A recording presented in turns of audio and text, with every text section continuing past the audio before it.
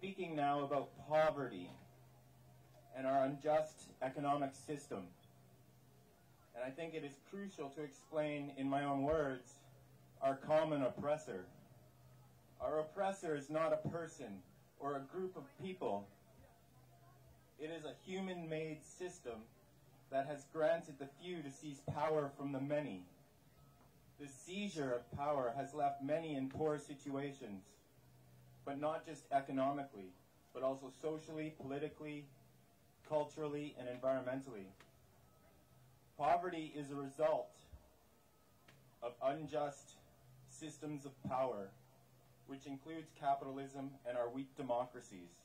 Both are human constructs, which means these authoritarian systems are prone to error, are not fixed, are not static.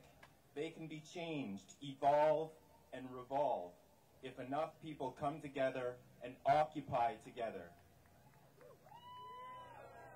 The thing is, though, the benefits of this economic system are not being seen by the vast majority of people around the world, the vast majority of us, the 99%. As we all notice, corporations are infecting our political institutions and continue to make record profits and receive bailouts from our governments and distribute these bailouts as executive bonuses without any form of social contract to create jobs and protect individuals and families from going bankrupt themselves.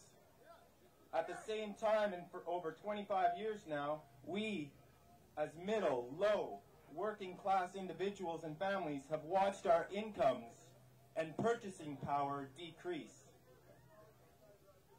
Over the last decade in Canada, the wealthiest 1% accounted for 32% of the growth in incomes.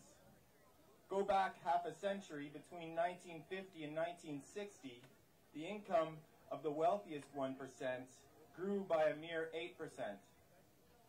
It is becoming clear, even here in Canada, that the social experiment we call the trickle-down theory has not delivered even on its own terms.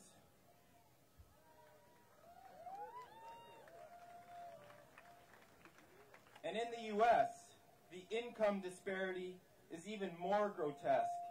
In 2008, while the number of people making over 50 million dropped 131 to 74. Now, bear with me here, these are numbers. The average wage in this top category increased from $91.2 million to an eye-popping $518.8 million in 2009. And this is during a period of recession. Shame. What this means is that the 1% are becoming wealthier at a pace never before seen in human history. And the vast majority, the working class, the 99%, are paying for this disparity through our hard work, our labor. This economic system is not delivering, and it will continue to be unequal, unjust, until we come together and bring these structures of elite power to a grinding halt.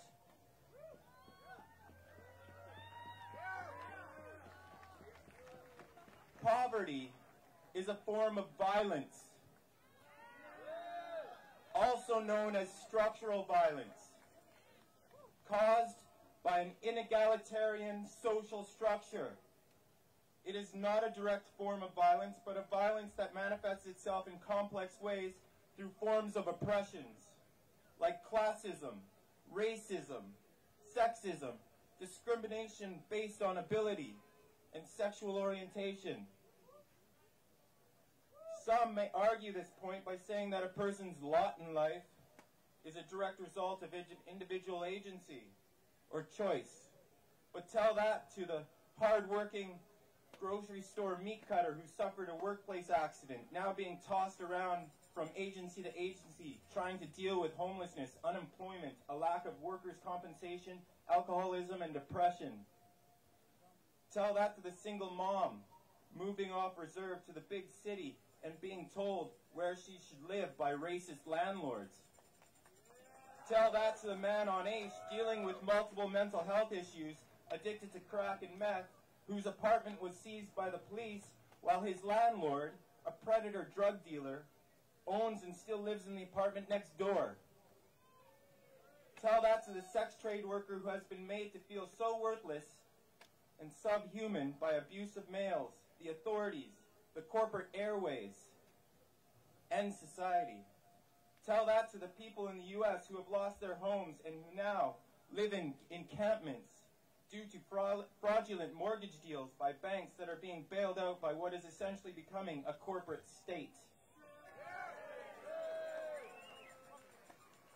We are told, and we even repeat, that individual hardships surrounding poverty are based on individual choices, agency. This focus on agency tells me that we are all held captive in a system that inherently preaches to people to become predators towards each other. Feelings of sympathy, empathy, compassion, and solidarity are seen as subversive, going against the grain, especially when those feelings are towards marginalized people. This stigma keeps us all in the dark, and as a result, we become socially and politically bankrupt. Like Malcolm X put it in regards to the corporate media, if you're not careful, the newspapers will have you hating the people who are being oppressed and loving the people who are doing the oppressing.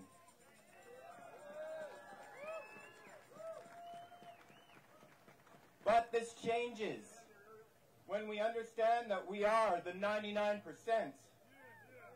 When enough people come together collectively, these violent, oppressive structures, systems of elite power can be overthrown. The Occupy Wall Street movement is directly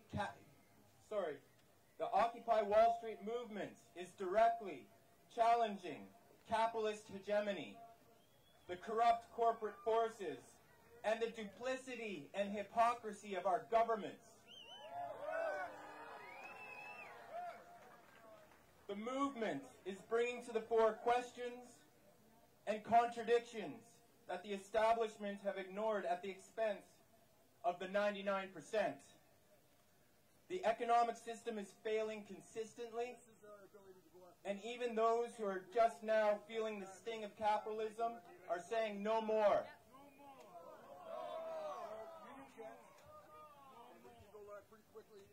Confronting such an opponent is a daunting task. It will likely be slow and painful, but that's democracy for you. Thanks to the Arab Spring, we have arrived at the American Fall. It is time to reverse the corporate coup that has enslaved us, bankrupted us, and pitted you and I against each other. We, as the 99% here in Canada, need to come together with our neighbors to oppose new rounds of austerity measures and the rise of a corporate state.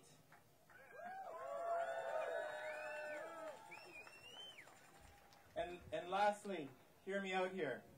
The Occupy movement is enriching us with new ideas of organizing resistance against the oppressive power structures through direct democracy and technology.